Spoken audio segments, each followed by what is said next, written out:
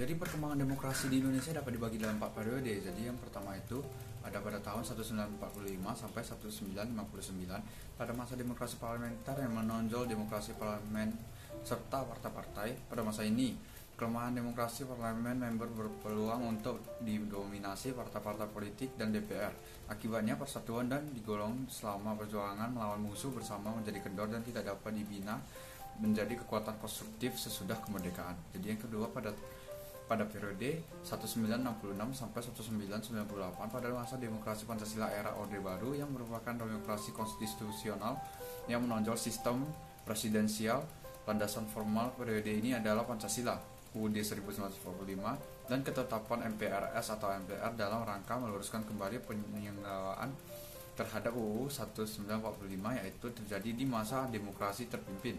Namun dalam perkembangan peran presiden semakin dominan terhadap lembaga-lembaga negara yang lain. Melihat praktek demokrasi yang masa ini, nama Pancasila hanya digunakan sebagai legitimasi politis penguasa saat itu, sebab kenyataan yang dilaksanakan tidak sesuai dengan nilai-nilai Pancasila. Jadi yang ketiga itu pada tahun 1959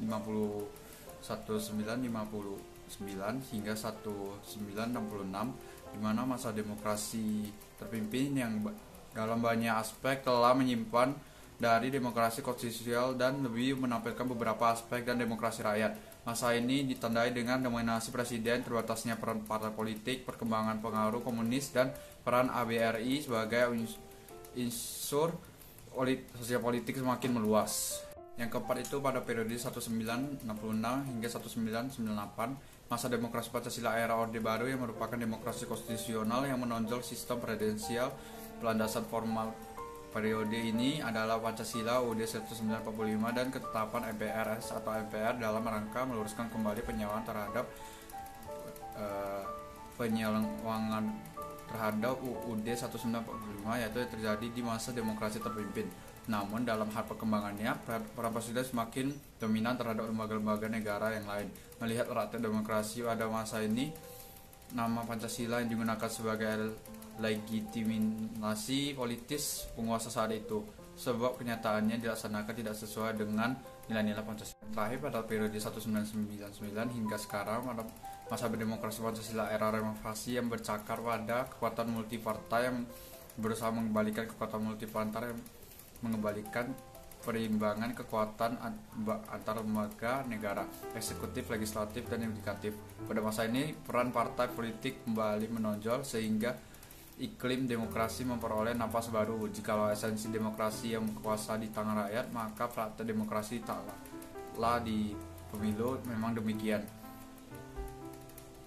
Namun dalam pelaksanaan setelah pemilu, banyak kebijakan yang tidak berdasarkan kepentingan rakyat, melainkan lebih ke arah pembagian kekuasaan antara presiden dan partai politik dalam DPR. Dengan lain perkataan, model demokrasi era reformasi dewasa ini kurang mendasarkan keadilan sosial bagi seluruh rakyat Indonesia.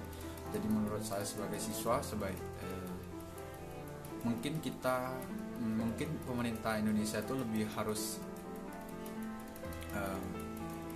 tidak perlu terlalu mengubah hukum-hukum yang telah ada atau semacamnya, tetapi menurut saya lebih baik mereka kayak menjalankan tugas mereka dengan benar tanpa adanya siasat untuk masalah pribadi, seperti kayak untuk demi kesejahteraan sendiri atau untuk hal sendiri. Terima kasih.